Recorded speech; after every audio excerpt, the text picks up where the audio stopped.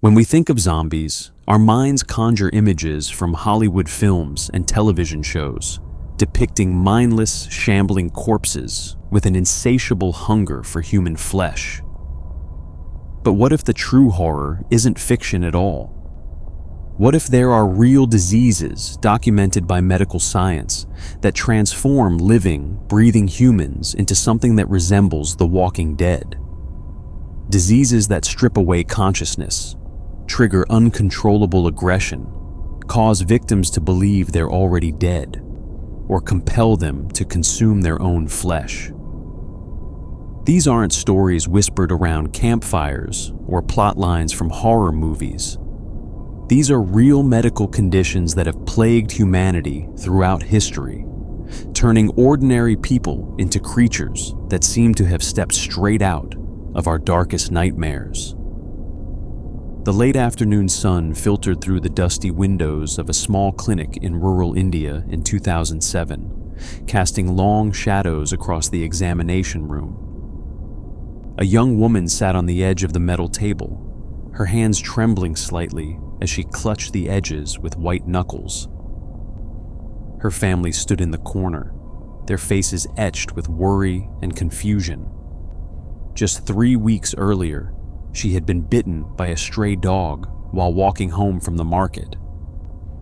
The wound had healed, leaving only a small scar on her forearm. But something was terribly, profoundly wrong. The doctor, a weathered man who had practiced medicine in this region for decades, knew what was coming even before the symptoms fully manifested. He had seen it before, though thankfully not often. The woman complained of tingling sensations radiating from the old bite wound, spreading like electric currents through her arm. She mentioned having difficulty swallowing water, her throat seemingly closing up at the mere sight of it. But it was her eyes that told the real story. They held a strange quality, a combination of fear and something else, something primal and unsettling that made the hairs on the back of the doctor's neck stand up. Within hours, the transformation would begin in earnest. This woman, who had been a devoted mother, a loving wife, and a respected member of her community, would become something else entirely. The rabies virus, invisible to the naked eye but devastating in its effects, had been quietly multiplying in her nervous system for weeks, making its inexorable journey toward her brain. And once it arrived, there would be no stopping what would happen next. Rabies is perhaps the closest thing to a real zombie virus that exists in our world today. The disease, caused by a virus from the lysovirus family, has terrorized humanity for at least 4,000 years, with descriptions of rabid animals appearing in ancient texts from Mesopotamia. The virus itself is elegant in its horror, a microscopic assassin that hijacks the very machinery of life to spread itself with ruthless efficiency. When an infected animal bites a human, the virus doesn't immediately make its presence known. Instead, it lurks at the wound site, multiplying slowly in the muscle tissue, biding its time. Then it begins its journey, traveling along the peripheral nerves like a silent invader, following a network of roads toward the central command center, the brain. This incubation period can last anywhere from a few days to over a year, though typically it takes 1 to 3 months. The length depends on how far the virus must travel. A bite on the face or neck means a shorter journey and faster onset of symptoms. A bite on the foot or hand gives the victim more time, though that time is ultimately nothing more than a temporary reprieve from the inevitable. The first symptoms are deceptively mild. Victims might experience fever, headache, and general weakness, symptoms so common they could indicate any number of minor illnesses. There might be pain, tingling, or burning sensations at the bite site, even if the wound has long since healed. These prodromal symptoms can last for days, during which time the victim might not even seek medical attention, attributing their discomfort to a common cold or flu. But then, as the virus reaches the brain and begins to multiply rapidly within the neurons, the true horror begins. The disease enters what is called the acute neurological phase, and this is where rabies earns its reputation as a zombie virus. There are two forms this phase can take, and both are terrifying in their own ways. The first and most common form is encephalitic or furious rabies, which occurs in about 70 to 80% of cases. This is where the zombie comparison becomes chillingly apparent. Victims become hyperactive, experiencing extreme agitation and aggression. Their behavior becomes erratic and unpredictable. They may thrash violently, attempting to bite anyone who comes near them. Their eyes develop a glazed, distant quality, as if the person they once were has been replaced by something else, something driven purely by rage and confusion. One of the most distinctive and disturbing symptoms is hydrophobia, an intense fear of water. When presented with liquids, or even when trying to swallow their own saliva, victims experience painful spasms of the throat and diaphragm. The mere sight or sound of water can trigger these episodes. Imagine the cruelty. A person dying of thirst but unable to drink, their body revolting against the very substance they desperately need. The reason for this symptom reveals the virus's sinister intelligence. By making it difficult for the victim to swallow, the virus ensures that saliva, now loaded with millions of viral particles, stays in the mouth, ready to be transmitted to the next victim through a bite. The hypersalivation, or excessive production of saliva, creates another zombie-like symptom, the characteristic foaming at the mouth. Victims produce copious amounts of saliva, but cannot swallow it, so it accumulates and froths, dripping from their mouths as they gasp and thrash. Combined with the aggression, the confusion, and the compulsion to bite, a person with furious rabies looks disturbingly similar to the zombies of popular culture. But there's more. As the infection progresses, victims may experience hallucinations, seeing things that aren't there, hearing voices, feeling phantom sensations crawling across their skin. They may lose the ability to distinguish between reality and delusion.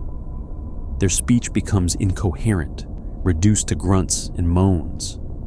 They may exhibit aerophobia, a fear of drafts or fresh air, becoming distressed by even the slightest breeze. Seizures rack their bodies.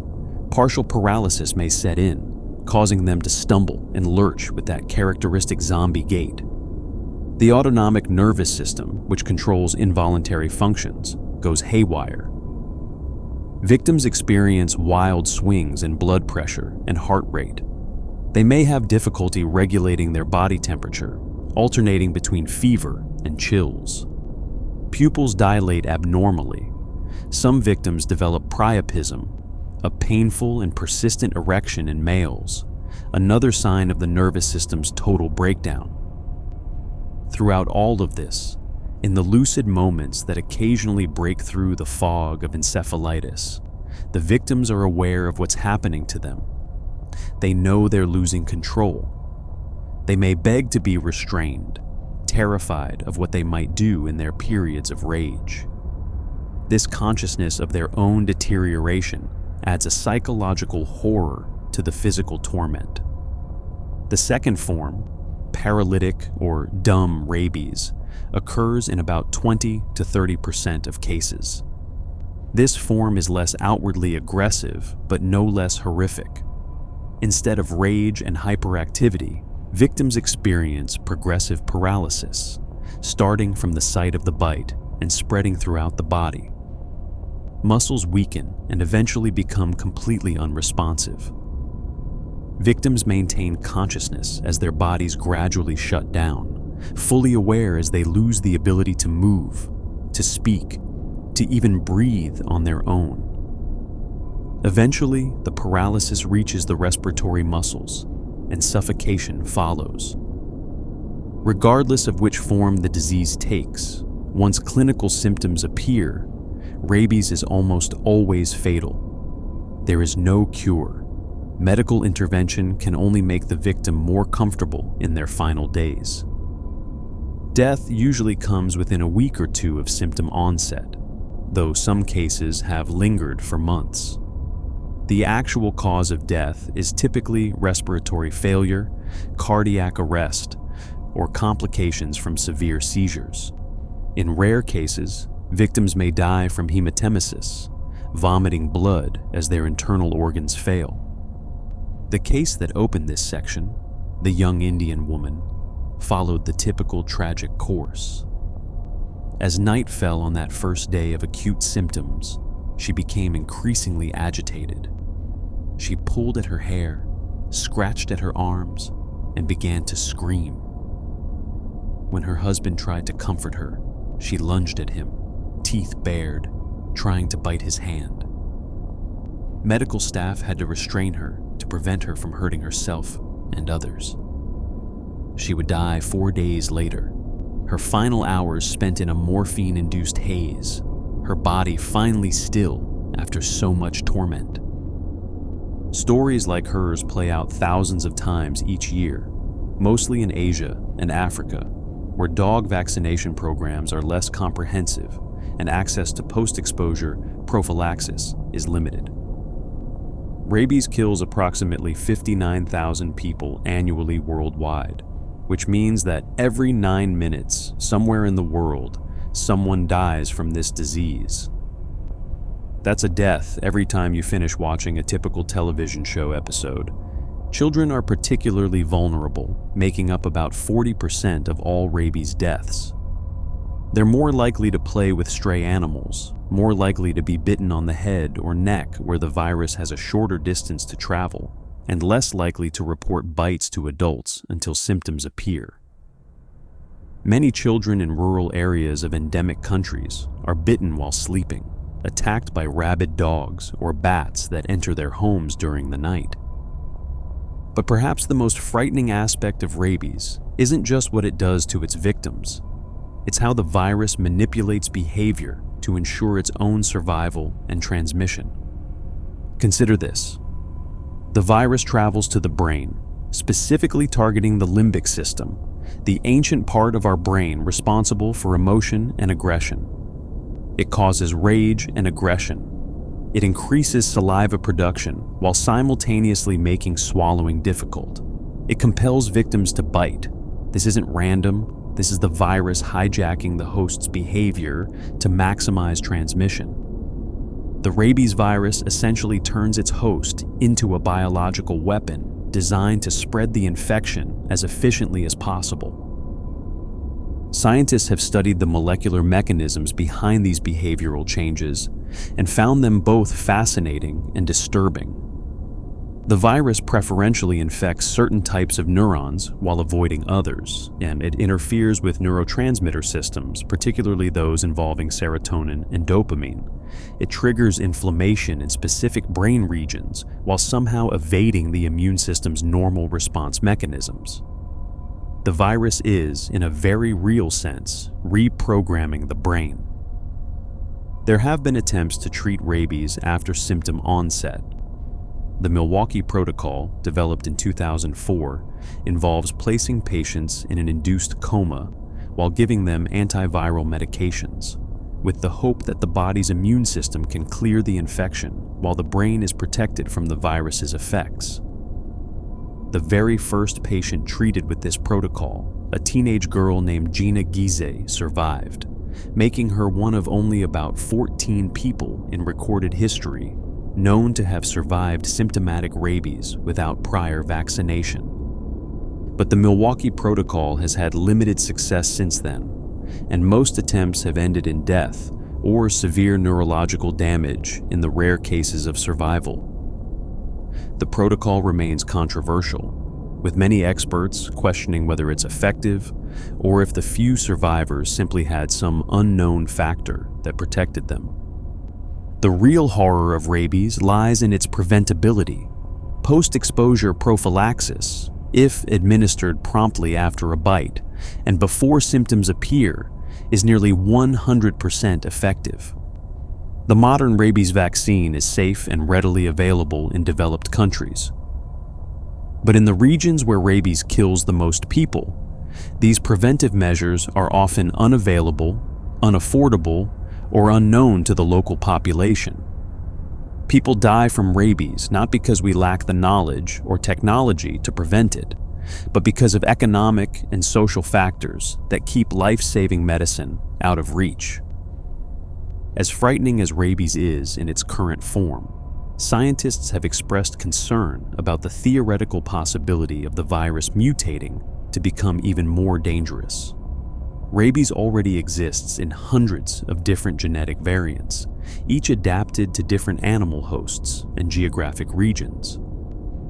A single mutation in certain key proteins could potentially make the virus more easily transmissible between humans, reduce its incubation period, or allow it to spread through means other than bites and scratches.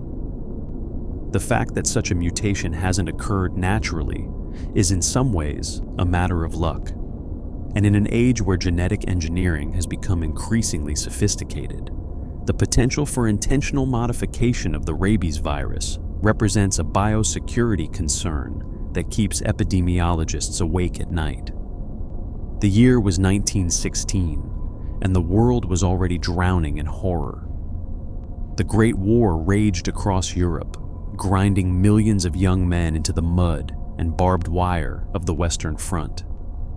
The Spanish flu, though not yet given that name, was beginning its apocalyptic spread that would eventually kill more people than the war itself. But amid all this death and suffering, something else was happening. Something subtle at first, but no less terrifying in its implications. In Vienna, a neurologist named Konstantin von Economo sat in his office at the Psychiatric Neurological Clinic of the University of Vienna, studying his notes on a series of unusual patients. These weren't soldiers wounded in battle or civilians struck down by influenza. These patients presented with something entirely different, a constellation of symptoms that didn't fit any known disease.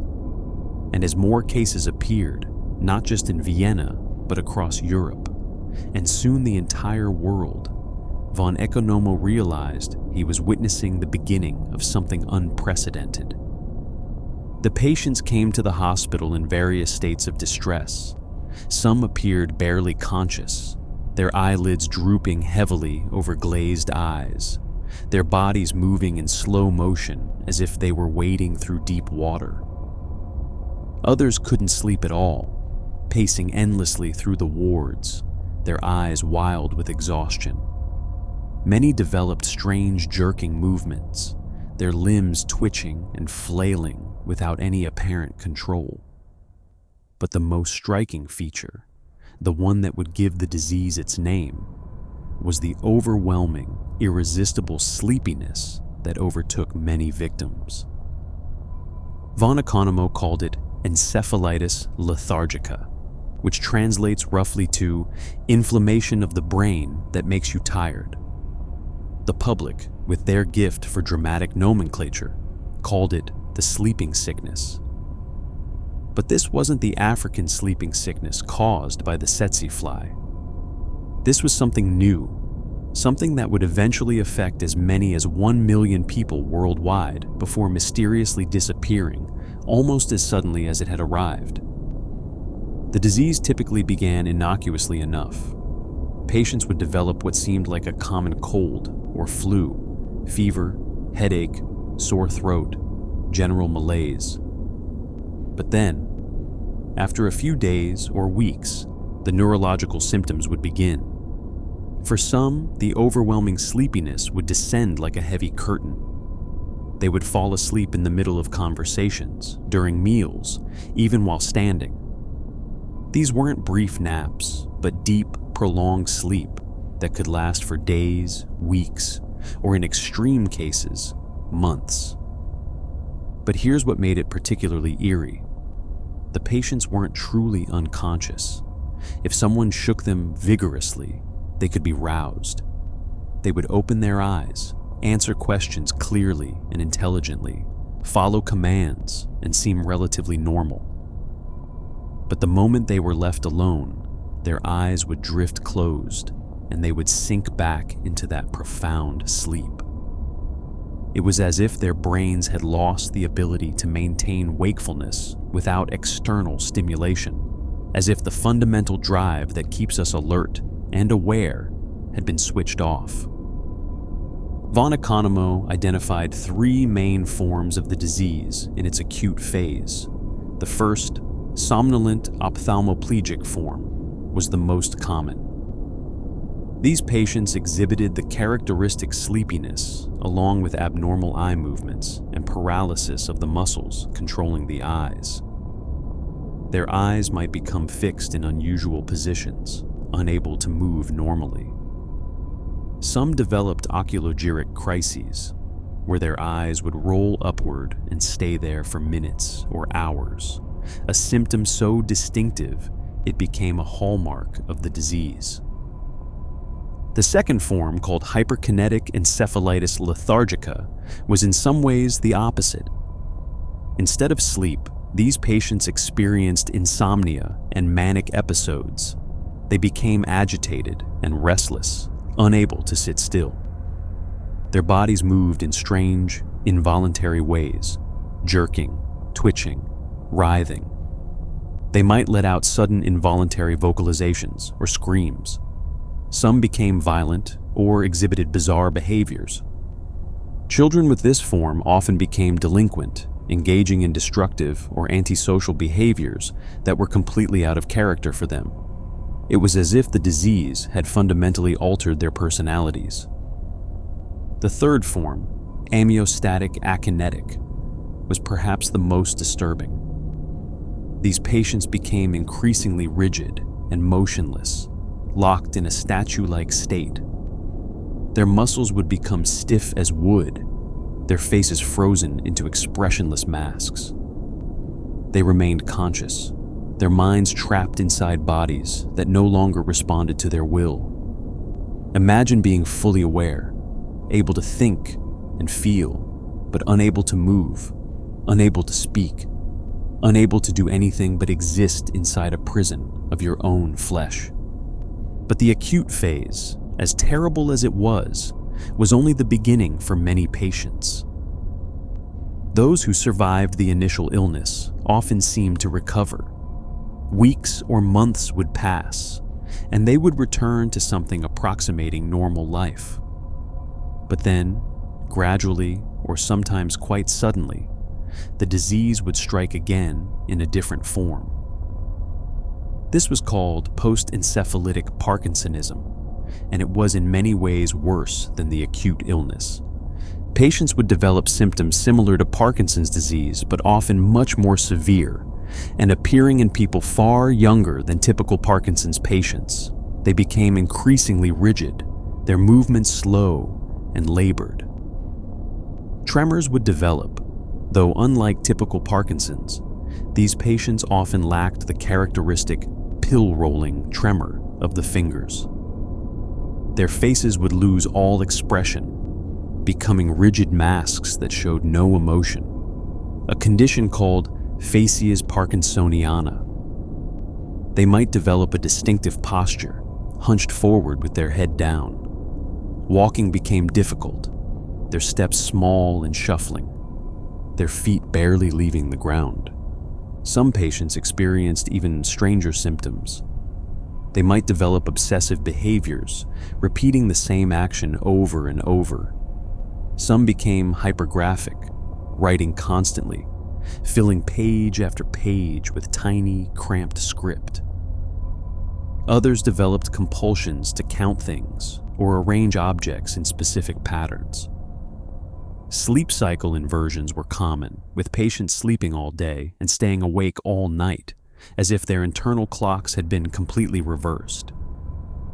The most severe cases developed what was called akinetic mutism. These patients became completely immobile and unresponsive. They could open their eyes and seemed awake, but they couldn't speak, couldn't move, couldn't react to stimuli. They were conscious, aware of their surroundings, but utterly unable to interact with the world.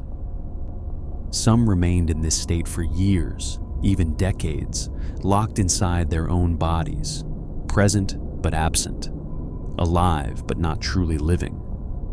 They were, in effect, walking corpses long before that term became associated with zombies. One of the most heartbreaking aspects of post-encephalitic Parkinsonism was how it affected children. Boys between ages 5 and 18 were particularly susceptible to behavioral changes.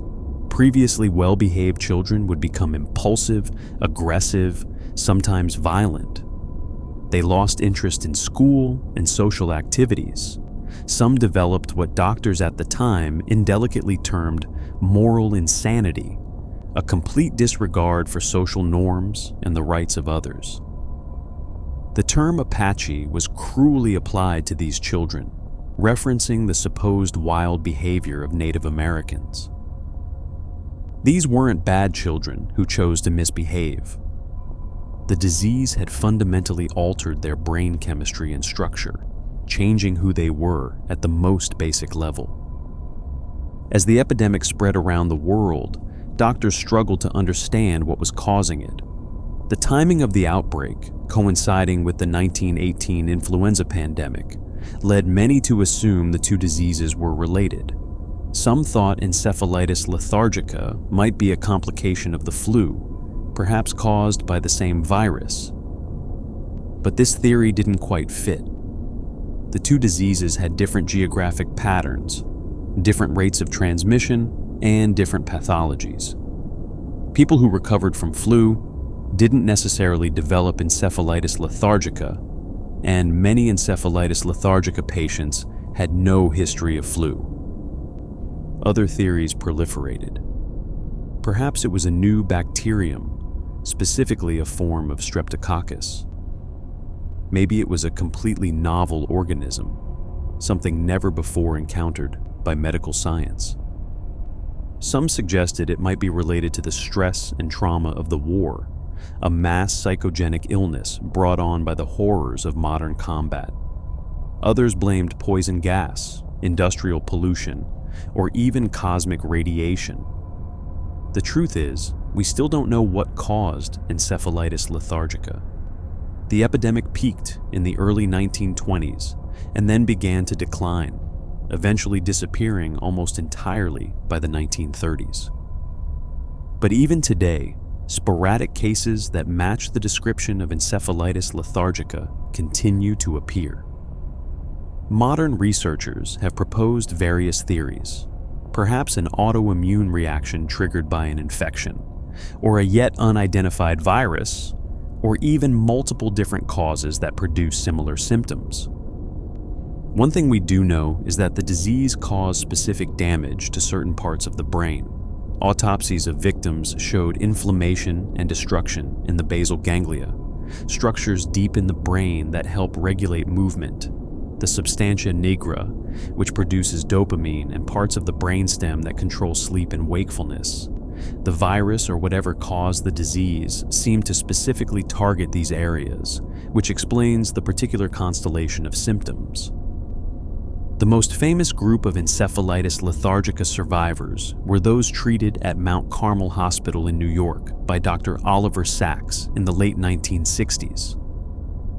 These patients had been in their comatose, frozen states for decades, some since the 1920s. They remained in hospital beds and wheelchairs, barely moving, barely responding, seemingly lost to the world. Then, in 1969, Dr. Sacks began treating them with a new drug called L-Dopa, which had shown promise in treating Parkinson's disease.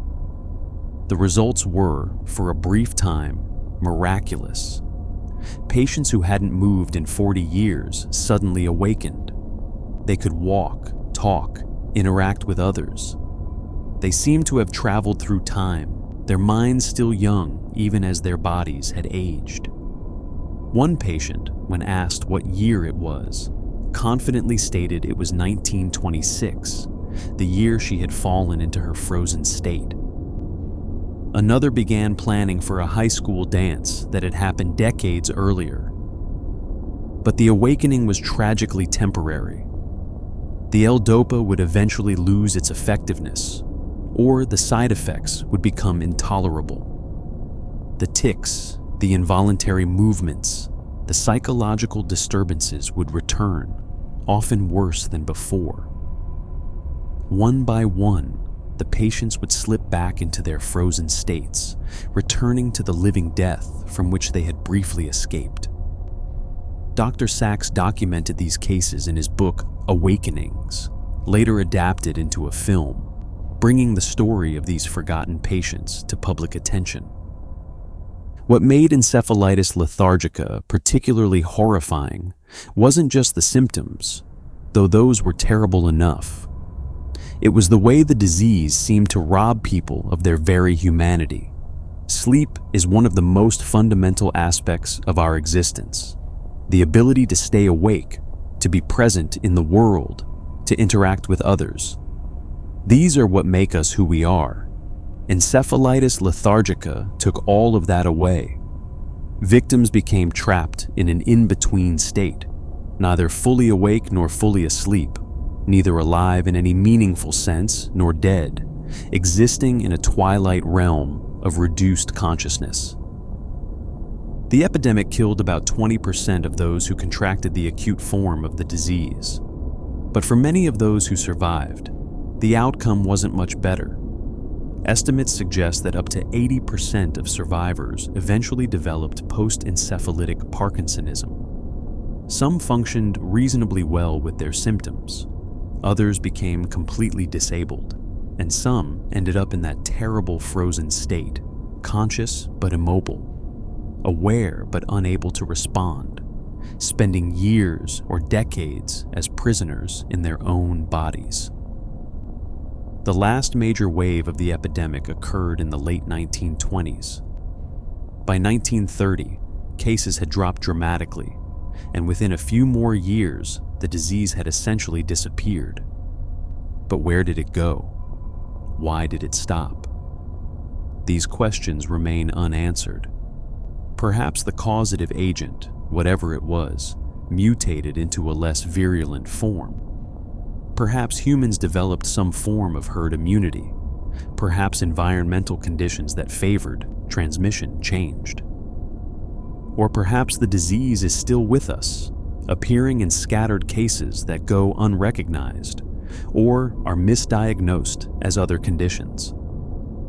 One of the disturbing possibilities is that encephalitis lethargica wasn't a single disease, but rather a syndrome, a collection of symptoms that could be caused by different things. Modern cases that seem similar to historical encephalitis lethargica have been linked to autoimmune encephalitis, where the body's immune system attacks the brain.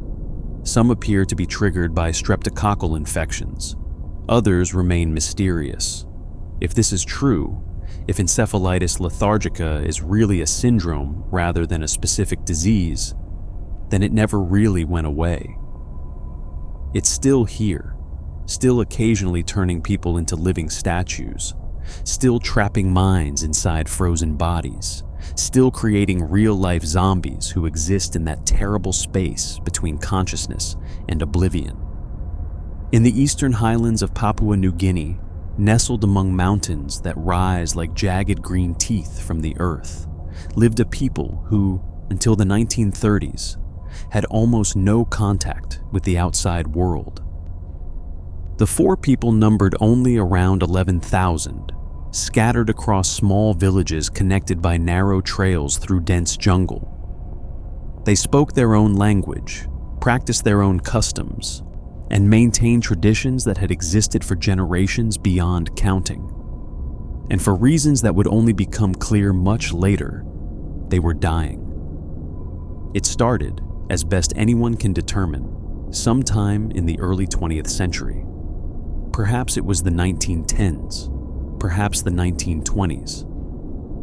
The exact date is lost to history. But at some point, someone in the FOR community developed a condition, likely what we now call sporadic Creutzfeldt-Jakob disease, a rare neurodegenerative disorder that causes the brain to essentially consume itself. This person would have experienced confusion, loss of coordination, perhaps seizures, and then they would have died. What happened next set in motion one of the most unique and terrifying disease outbreaks in human history. When a member of the FOR community died, the relatives would gather for a funeral feast. But this wasn't a meal of food prepared and served. The FOR practiced mortuary cannibalism, also called endocannibalism, eating the bodies of their deceased relatives as an act of love, respect, and mourning. They believed this practice freed the spirit of the dead and allowed it to live on in the bodies of the living. The preparation and consumption of the body followed specific protocols. Men typically ate the muscles, considered the choicest parts. Women and children, relegated to a lower status in the community, ate what remained, the organs, the viscera, and most significantly, the brain. And it was in that brain tissue that something invisible, something that wasn't even truly alive in the traditional sense, waited to spread. The FOR called what came next Kuru, which means to tremble, or to shake with cold or fear in their language. Others would come to call it the laughing death, for reasons that would become horrifyingly clear. The disease would typically remain hidden for years after someone consumed infected tissue. The incubation period averaged around 14 years, though it could be as short as 4 years or as long as 50. During this time, the person would seem perfectly healthy, going about their daily life with no indication of the horror slowly unfolding inside their body. But eventually, always eventually, the symptoms would begin. It might start with a slight unsteadiness, perhaps a stumble on a familiar trail. The person might have difficulty picking up objects, their hands not quite responding the way they should. Balance would become increasingly difficult. Walking would require more concentration, more effort. And then there was the trembling. The tremors would start subtly at first, a slight shaking of the hands, easily dismissed or attributed to cold or nervousness. But it would progress, becoming more pronounced, spreading through the body. The very name of the disease described this cardinal symptom. The shaking that seemed to come from deep inside, impossible to control or stop. As the disease progressed, movement became increasingly difficult and uncoordinated. This wasn't just simple clumsiness. Victims developed what's called cerebellar ataxia, a profound loss of coordination caused by damage to the cerebellum, the part of the brain responsible for fine motor control. Simple tasks became monumentally difficult. Walking turned into a lurching, staggering stumble. Eating required enormous concentration. Speech became slurred and difficult to understand. But it was the emotional symptoms that gave the disease its English nickname. Victims would experience sudden, uncontrollable bursts of laughter. These weren't expressions of joy or amusement. This was pathological laughter, erupting without reason or warning, sometimes triggered by nothing at all. A person might be speaking one moment and then burst into fits of laughter the next, unable to stop even as tears streamed down their face. The laughter could go on for minutes, leaving the victim gasping for breath, their abdominal muscles aching from the exertion. Along with the inappropriate laughter came other emotional disturbances. Mood could swing wildly and unpredictably. Someone might be calm one moment and then suddenly terrified or enraged the next. Victims lost the ability to regulate their emotional responses, their feelings no longer matching their situation or their intentions. It was as if the connection between their mind and their emotions had been severed, leaving only chaos. As the disease advanced, the neurological deterioration accelerated. The tremors would become so severe that any purposeful movement became impossible. Victims couldn't feed themselves, couldn't dress themselves, couldn't even sit upright without support. They would develop abnormal eye movements, their gaze wandering without control. Some would exhibit chorioathetosis, a condition characterized by writhing, involuntary movements that looked almost like a grotesque dance. Speech would eventually disappear entirely. Swallowing would become difficult, then impossible. Muscles would waste away as victims could no longer eat properly. Bed sores would develop from immobility. The person who had once been a functioning member of their community would be reduced to a shell, trapped in a body that no longer obeyed any commands. And through much of this, particularly in the earlier stages, the victims remained conscious. They were aware of what was happening to them. They could see their own deterioration. They watched as their bodies betrayed them, as the simplest tasks became impossible, as they lost the ability to care for themselves or interact meaningfully with others. The psychological torment of this awareness might have been worse than the physical symptoms.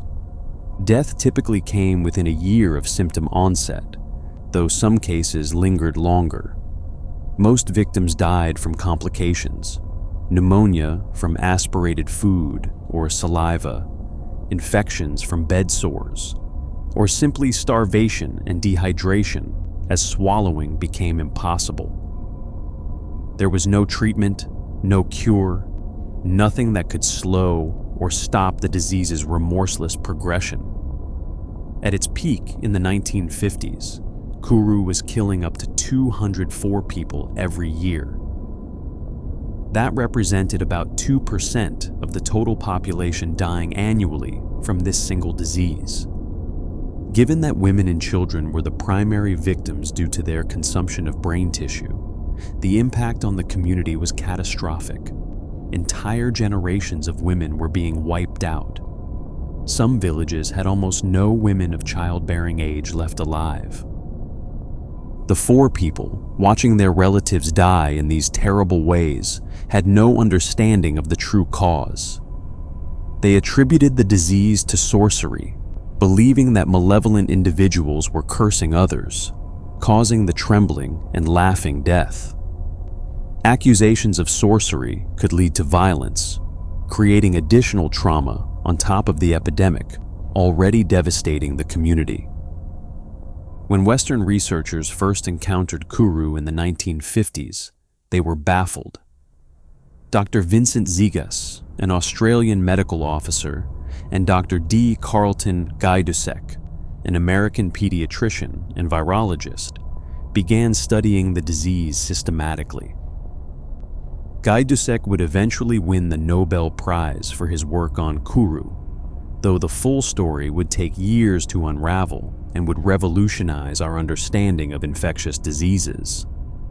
The researchers quickly realized that Kuru was spreading in a pattern that suggested transmission through close contact, but it wasn't behaving like a typical infectious disease. It didn't seem to spread through casual contact or respiratory droplets. Those who cared for sick relatives but didn't participate in the funeral feasts didn't get sick. The geographical distribution was oddly specific, concentrated in the 4 linguistic group and nearby tribes who had adopted similar practices. The breakthrough came when researchers made the connection to cannibalism. But this raised a puzzling question. How could eating flesh transmit disease? The answer would challenge fundamental assumptions about the nature of infection and disease. The cause of Kuru, it turned out, wasn't a virus or bacterium or any other traditional pathogen. It was a prion, a misfolded protein. Prions are unlike any other infectious agent. They contain no genetic material, no DNA or RNA. They can't reproduce in the traditional sense. They're not even alive. They're simply proteins that have folded incorrectly, taking on an abnormal shape. But this abnormal shape has a terrible property. When a misfolded prion encounters a normally folded version of the same protein in the body, it can cause the normal protein to misfold as well, converting it into another prion. It's a chain reaction at the molecular level. These misfolded proteins accumulate in the brain, forming clumps and plaques. They damage and kill neurons. They cause the brain tissue to develop a sponge-like appearance, riddled with microscopic holes. This is why prion diseases are called transmissible spongiform encephalopathies.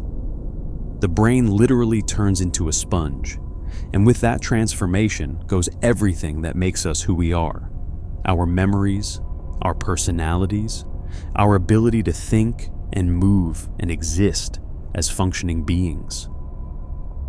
The prions in Kuru were concentrated in brain tissue. When 4 women and children consumed the brains of deceased relatives who had died from Kuru, they were consuming billions of infectious prions. These proteins would survive the cooking process, resist digestion in the stomach, and eventually make their way into the bloodstream and then to the brain of the new host, where they would begin their slow work of destruction. The Australian colonial government had banned cannibalism among Papua New Guinean tribes by 1960, partly for moral and cultural reasons, but also, once the connection to Kuru was established, for public health reasons. Christian missionaries also worked to end the practice. As a result, Kuru began to decline. Fewer new infections meant fewer deaths, and by the 1970s, the epidemic was clearly waning. But the disease didn't disappear immediately. Because of the long incubation period, people who had participated in funeral feasts in the 1950s were still developing symptoms in the 1980s, 1990s, and even into the 2000s. The last confirmed death from Kuru occurred somewhere around 2005 or 2009, depending on sources. Even now, decades after the practice of ritual cannibalism ended, the 4 people remain vigilant for any signs of the disease, though cases are extremely rare. One of the most fascinating discoveries to come out of the Kuru research was that some members of the 4 population developed genetic resistance to prion diseases. In 2009, researchers identified a specific genetic variant in the prion protein gene that provided strong protection against Kuru. This variant, designated G127V, is found almost exclusively in the 4 population and in neighboring groups who were also affected by the epidemic. The mutation is thought to have arisen recently, perhaps within the last 200 years, and spread rapidly through the population because it provided such a strong survival advantage during the Kuru epidemic. This discovery has implications far beyond Papua New Guinea. By understanding how this genetic variant provides protection against prions, researchers hope to develop treatments for other prion diseases, including Creutzfeldt-Jakob disease, variant Creutzfeldt-Jakob disease, the human form of mad cow disease, and possibly even neurodegenerative diseases like Alzheimer's, which also involves abnormal protein accumulation in the brain. The Kuru epidemic stands as a stark reminder of how cultural practices can intersect with biology in unexpected and devastating ways. The 4 people meant no harm. Their ritual cannibalism was an expression of love and respect for the dead, a way of keeping their relatives close even after death. They couldn't have known that this practice, perhaps carried out for generations without issue, would become lethal once a single case of prion disease entered their population. It also demonstrates the horrifying efficiency of prion diseases. One person develops a spontaneous prion disease, dies, and through the practice of consuming brain tissue, transmits the disease to multiple others. They in turn die and transmit it to others who consume their brain tissue.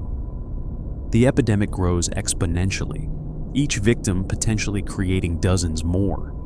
And because of the long incubation period, the disease spread for years before anyone realized what was happening. The sleep started as whispers, soft and persistent, pulling at the edges of consciousness like invisible hands. In the rural villages of sub-Saharan Africa, scattered across 24 countries from Uganda to the Democratic Republic of Congo, people would notice it first in small ways. A man working in his field would pause more frequently, his eyelids growing heavy in the afternoon sun. A woman preparing food would find herself nodding off over her work. Children would become listless and drowsy in school, struggling to keep their eyes open even in the middle of the day. But this wasn't normal tiredness, the kind that comes from a hard day's work or a restless night. This was something more sinister, more profound. The drowsiness would worsen day by day, week by week, until the victims found themselves falling asleep at the strangest times, in the strangest places, unable to fight against the overwhelming tide of exhaustion that seemed to pull them down into darkness. They became known as the sleepers, and the disease that afflicted them carried a name that perfectly captured its essential horror: sleeping sickness.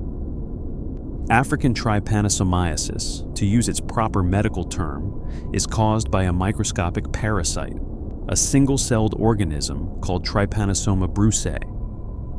This parasite has a complex life cycle that requires two hosts to complete, a mammal and a specific type of fly, the tsetse fly, which exists only in sub-Saharan Africa. The tsetse fly is large for an insect, about the size of a honeybee, with a distinctive yellowish or brown coloring and a painful bite that people often remember long after the wound heals. When an infected tsetse fly bites a human, it injects the parasites into the bloodstream. These parasites are sophisticated and cunning, equipped with molecular tools that allow them to evade the immune system. They have a remarkable ability to constantly change the proteins on their surface, like a spy constantly changing disguises. Just when the immune system learns to recognize and attack one version, the parasites switch to a different surface protein, and the immune system has to start over. This allows the infection to persist for months or years, the parasites multiplying in the blood and lymph while the body struggles futilely to eliminate them. There are two forms of African trypanosomiasis, each caused by a different subspecies of the parasite, and each with its own geographical range and characteristics. Trypanosoma brucei gambiense, found in West and Central Africa, causes a chronic, slow-progressing form of the disease. This is the more common variant, accounting for about 92% of reported cases. Trypanosoma brucei rhodesiense, found in East and Southern Africa, causes an acute, rapidly progressing form. Both are deadly if untreated, but they kill at different speeds. The disease progresses in two distinct stages, like a horror story told in two chapters. The first stage, called the hemolymphatic phase, begins within days or weeks of the infectious bite. A painful sore might appear at the bite site, red and swollen, lasting for several weeks. Then come the systemic symptoms, recurring bouts of fever that come and go in waves, intense headaches, joint pains, and intense itching. Lymph nodes begin to swell, particularly those at the back of the neck. This swelling is so characteristic that it has its own name, Winterbottom's sign, named after the English physician who first described it in 1803. During this first stage, victims often don't realize the seriousness of their condition. The symptoms are non-specific, similar to many other illnesses common in tropical regions. They might attribute the fever to malaria, the aches to overwork, the fatigue to any number of everyday causes. In rural areas far from medical facilities, they might not seek treatment at all, simply enduring the symptoms and hoping they'll pass.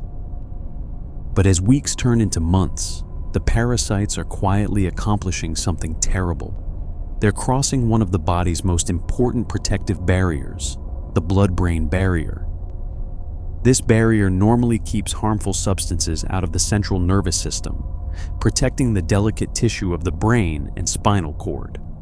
But the trypanosomes have evolved methods to breach this defense, slipping past the barrier cells and invading the brain itself.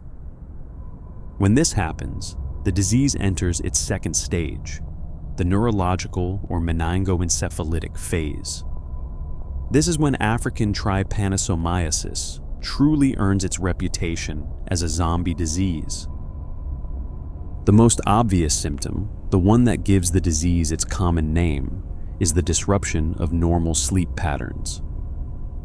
Victims develop profound daytime sleepiness, falling asleep without warning, unable to stay awake even when they desperately want to.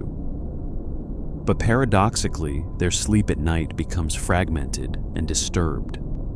Their normal sleep-wake cycle, controlled by deep structures in the brain that the parasites are now destroying, becomes completely disrupted. Day becomes night, and night becomes day. Or perhaps more accurately, the distinction between day and night, between sleeping and waking, begins to blur and eventually disappears. But it's not just the timing of sleep that's affected. The quality and nature of sleep change as well. Victims might appear to be sleeping when they're actually in a state somewhere between sleep and wakefulness, neither fully one nor the other. They become difficult to rouse, responding only to vigorous shaking or painful stimuli. When they do wake, they're confused and disoriented, unable to focus or maintain attention for more than a few moments before slipping back into unconsciousness. The neurological symptoms extend far beyond sleep disturbances. Confusion becomes constant and profound. Victims lose track of time, unable to distinguish yesterday from last week from years ago. They forget how to perform familiar tasks, their motor skills deteriorating as the parasites damage the parts of the brain responsible for coordinated movement. Walking becomes unsteady, with victims stumbling and swaying as if drunk. Fine motor skills disappear, making it impossible to button a shirt or hold a pen.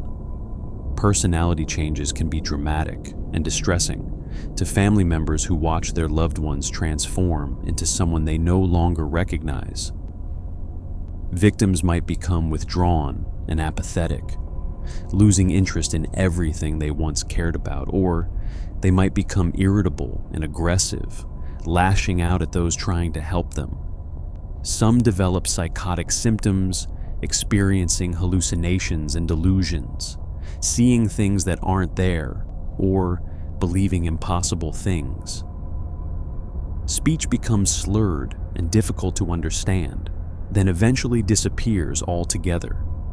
Seizures may occur, the body convulsing as electrical storms rage through the damaged brain. Some victims develop tremors or involuntary movements. Others experience sensory disturbances, feeling phantom pains or strange sensations crawling across their skin. As the disease progresses, victims become increasingly bedridden, too weak and uncoordinated to care for themselves. They require constant attention to prevent bed sores, to ensure they're fed and given water to keep them clean and comfortable. Eventually, many slip into a coma.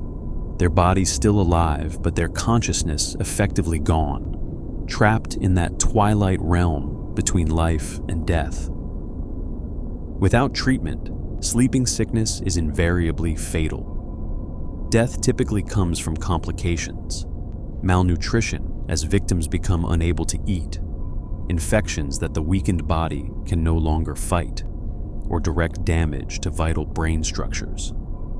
The East African form, caused by Trypanosoma brucei-rhodesiense, kills within weeks to months of symptom onset. The West African form progresses more slowly, but the outcome is the same. Death is just delayed, not avoided. The zombie parallel becomes obvious when you witness someone in the advanced stages of sleeping sickness.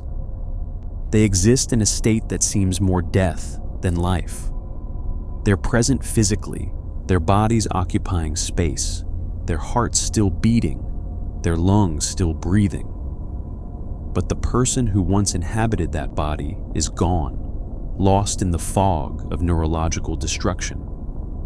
Their consciousness dimmed to a barely perceivable flicker.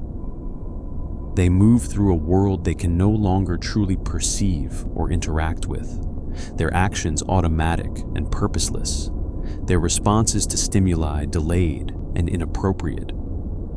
They've become, in a very real sense, the walking dead. She sat in the hospital room, surrounded by concerned family members and baffled medical staff, and insisted with absolute conviction that she was dead. Not dying, not close to death, already dead.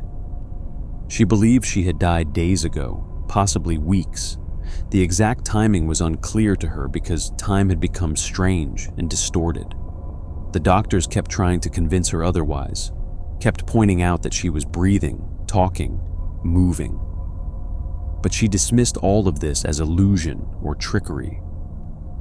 How could she be alive when she could feel herself decomposing? When she could smell the stench of her own rotting flesh? When she knew with certainty that her heart had stopped beating and her blood had ceased to flow through her veins? This was Cotard syndrome, sometimes called walking corpse syndrome, and it represents one of the most philosophically disturbing psychiatric conditions known to medicine. It's a delusion, yes, but not a simple one. It's a fundamental denial of one's own existence, a profound disconnection between consciousness and the sense of self. The syndrome was first described in 1880 by French neurologist Jules Cotard, who presented the case of a woman he called Mademoiselle X. This patient denied the existence of several parts of her body and insisted she had no need to eat. She believed she was eternal and would live forever, despite simultaneously believing she had no blood, no brain, no organs. The contradictions inherent in her beliefs, obvious to any outside observer, were invisible to her. She held these impossible ideas with complete certainty, immune to any logic or evidence that contradicted them. Cotard identified what he called le délire de négation, the delirium of negation. Patients with this syndrome engaged in a systematic denial of their own existence and the existence of the world around them. Some believed they were already dead. Others believed they had never existed at all, that they were somehow living but not real. Still, others believed that while they existed, they lacked internal organs, or blood, or a soul, or other essential components of life. The syndrome can vary dramatically in severity. Some patients experience only mild symptoms, a pervasive sense of emptiness or unreality, persistent thoughts that something fundamental about their existence is wrong. These milder cases might retain some insight, recognizing on some level that their beliefs are unlikely, even as they feel compelled to believe them anyway. But severe cases involve complete, unshakable conviction in the delusion. Patients in this state cannot be reasoned with or persuaded. Showing them medical evidence like heartbeat monitors or brain scans makes no difference. They explain away contradictory evidence through elaborate mental gymnastics. The monitor must be broken. The doctors are lying. The evidence is an illusion. Their certainty in their own non-existence or death is absolute and unbreakable. The specific content of the delusions varies. Some patients believe they died recently and can often identify a specific cause of death. They might believe they were murdered, died from disease, or succumbed to some catastrophe. Others believe they've been dead for years, sometimes centuries. Some don't claim to be dead, but insist that parts of their body are missing or have stopped functioning. They might believe their heart has stopped, their lungs no longer work, their intestines have rotted away, or their blood has been drained. Many patients with Cotard syndrome experience olfactory hallucinations, smelling the stench of their own putrefaction. They insist they can smell themselves rotting, that the odor of decay surrounds them constantly.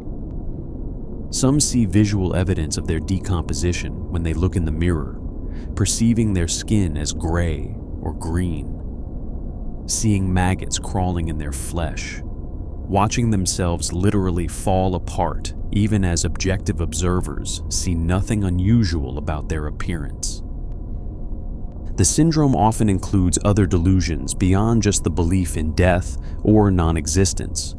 Patients might develop delusions of immortality, believing they're condemned to exist forever in their current state of death. They might develop nihilistic delusions, believing the entire world has ended or never existed in the first place. Some believe time has stopped, or that they exist outside of normal time. Others develop persecutory delusions, believing they were killed by specific people, or that doctors and family members are now keeping them in this state of death for malicious purposes. The behavioral consequences of these delusions can be severe and life-threatening. Many patients stop eating and drinking. After all, why would a dead person need food? What's the point of sustaining a body that doesn't really exist or is already dead? This self-starvation can lead to severe malnutrition, organ failure, and death if not prevented. The irony is tragic. Patients so convinced they're already dead that they take actions that will actually kill them. Social withdrawal is almost universal. Patients with Cotard syndrome often isolate themselves completely, convinced that, as dead people or non-existent beings, they have no place in the world of the living. They may request to be taken to morgues or cemeteries, believing those are the proper places for the dead. Some become mute, speaking to no one, perhaps because they believe dead people shouldn't speak, or because they've lost any sense of having a self capable of communication. Suicide attempts are common and particularly disturbing. Some patients attempt to kill themselves, not to end their suffering, but to prove they're already dead. They believe they can't die because they're already deceased, so they engage in potentially fatal behaviors as a form of demonstration. Others attempt suicide specifically because they find their state of being dead while alive intolerable and want to truly, finally die. The causes of Cotard syndrome remain somewhat mysterious, though researchers have made progress in understanding the underlying mechanisms. The syndrome is almost never the primary diagnosis. Instead, it appears as a symptom or complication of other conditions. Severe depression is the most common underlying condition present in the majority of cases. But Cotard syndrome can also occur with schizophrenia, bipolar disorder, dementia, and various neurological conditions, including brain tumors, strokes, and traumatic brain injuries. Brain imaging studies have revealed some consistent patterns. Many patients show abnormalities in the frontal and parietal lobes, areas involved in self-awareness and reality testing. There's often reduced activity in these regions, as if the parts of the brain responsible for maintaining a coherent sense of self and distinguishing reality from unreality have been partially shut down.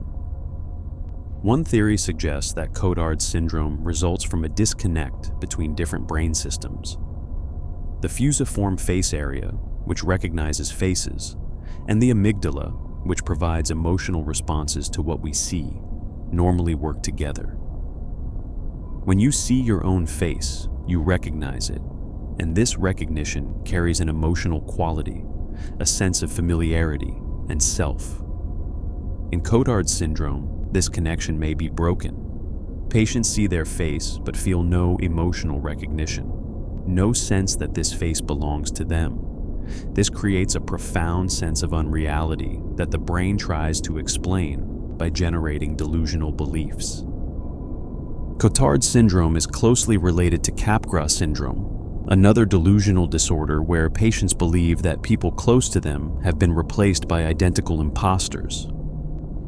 Both may result from similar underlying problems with emotional recognition and self-identification. In Capgras, the patient sees a loved one's face but doesn't feel the emotional connection they should, leading to the belief that this must be an imposter.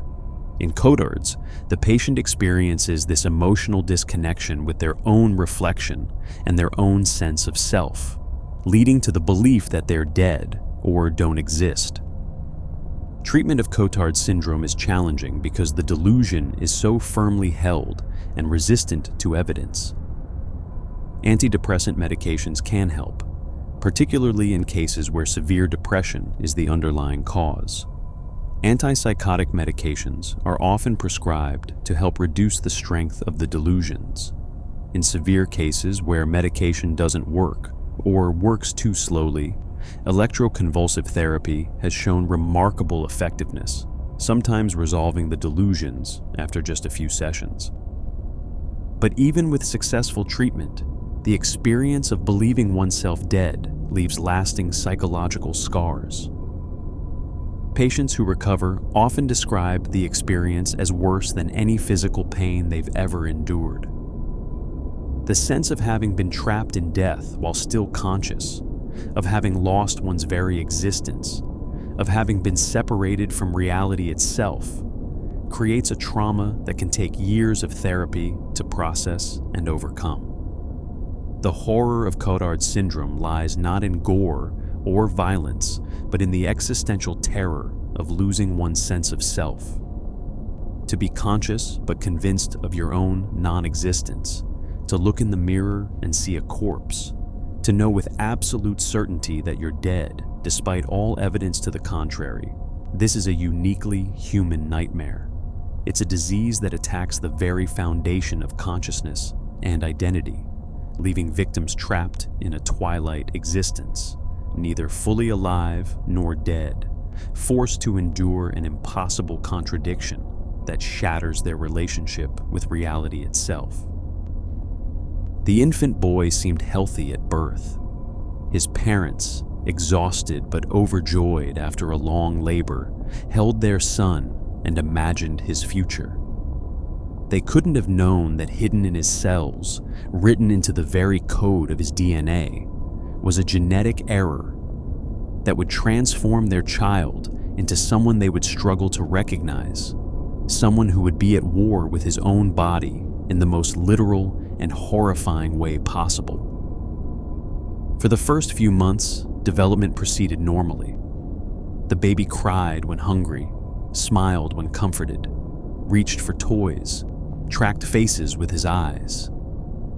But around 4 to 6 months of age, something became apparent. He wasn't developing as he should. He wasn't reaching the normal milestones. Sitting up came late and required significant support. Crawling seemed beyond his abilities. His muscle tone wasn't quite right, his movements not quite coordinated. Then, around his first birthday, when his first teeth began to break through his gums, something else began. Something that would define his existence and terrify everyone around him. He started to bite. not the exploratory mouthing that all babies do as they test the world with their mouths. This was different. This was aggressive, focused, and seemingly compulsive. He bit his fingers until they bled. He bit his lips until they were raw and torn. He bit his tongue so severely that pieces of tissue came away. The parents brought their son to specialists, desperate to understand what was happening. Blood tests revealed abnormally high levels of uric acid. Genetic testing confirmed the diagnosis. Lesch-Nyhan syndrome, a rare X-linked genetic disorder that affects about 1 in 380,000 male births. The defective gene produces an enzyme deficiency that leads to a buildup of uric acid in the body. But the elevated uric acid, which can cause gout and kidney stones, wasn't the real horror of this condition. That distinction belonged to the neurological and behavioral symptoms.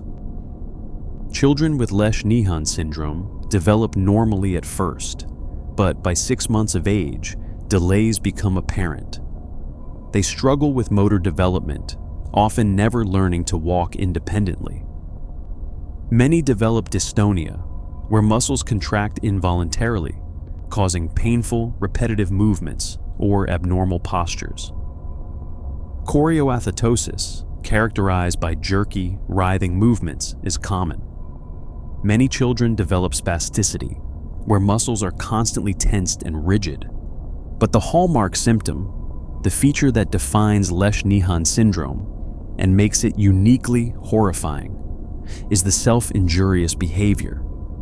Between ages 2 and 3, though sometimes earlier, children with this condition begin to harm themselves deliberately and compulsively. They bite their fingers and hands, often severely enough to cause permanent disfigurement. They bite their lips and the inside of their cheeks, creating deep wounds that struggle to heal because the biting continues even as the tissue tries to repair itself. They may bang their heads against hard surfaces. They scratch and claw at their own faces. This isn't the self-harm seen in some other conditions, where individuals hurt themselves to cope with emotional pain or to feel something when they're emotionally numb.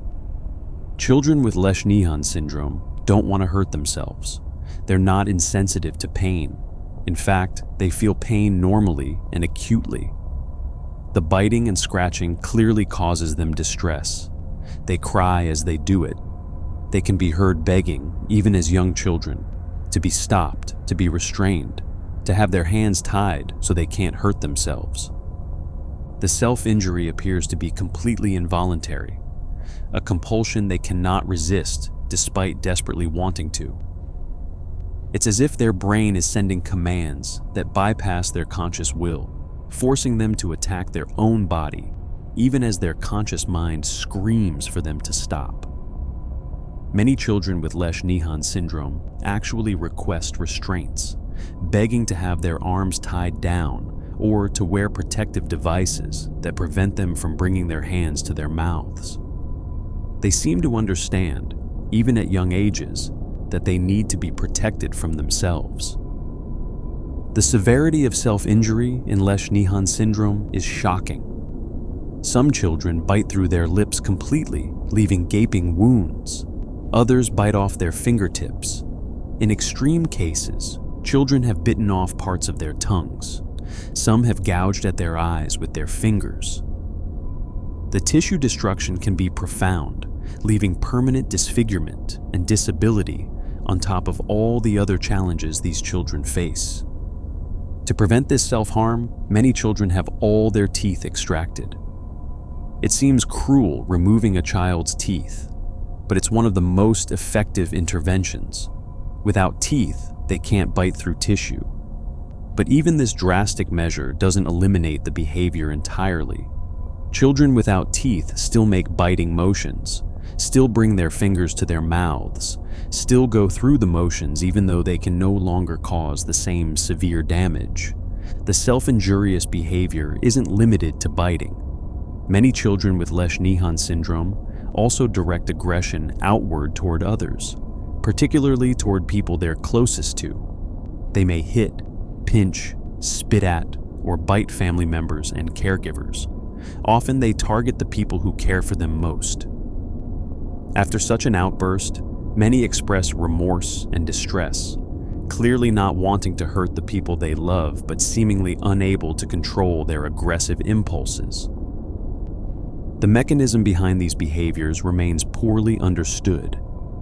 The enzyme deficiency causes problems with dopamine, a neurotransmitter crucial for movement and behavior regulation. Brain imaging studies show abnormalities in the basal ganglia, structures deep in the brain involved in motor control and behavioral regulation. But the exact connection between the enzyme deficiency, the neurological changes, and the specific pattern of self-injury remains mysterious. What makes Lesch-Nyhan syndrome particularly tragic is the preservation of intelligence in many affected children. While some experience intellectual disability, others have relatively normal cognitive function. They understand what's happening to them. They can express in words or through their reactions how much they hate the self-injury, how much they want it to stop. But they remain trapped in bodies that attack themselves, driven by compulsions they cannot control, watching helplessly as they damage their own flesh. The behavioral problems extend beyond self-injury. Many children with Lesch-Nyhan syndrome develop severe anxiety and obsessive-compulsive symptoms.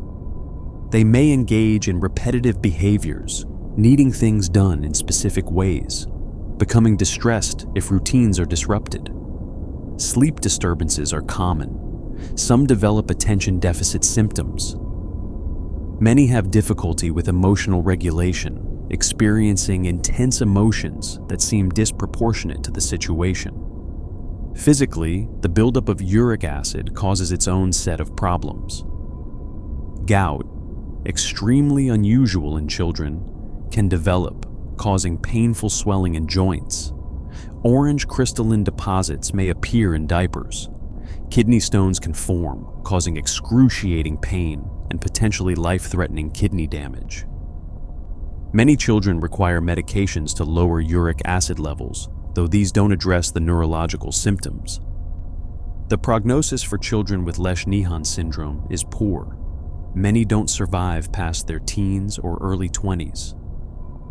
Death typically comes from kidney failure, respiratory infections, or suddenly and without warning, possibly due to respiratory complications. Those who survive longer face a lifetime of disability, requiring extensive care and support. Treatment options remain limited. Medications can help manage some symptoms. Allopurinol reduces uric acid levels, preventing kidney damage and gout.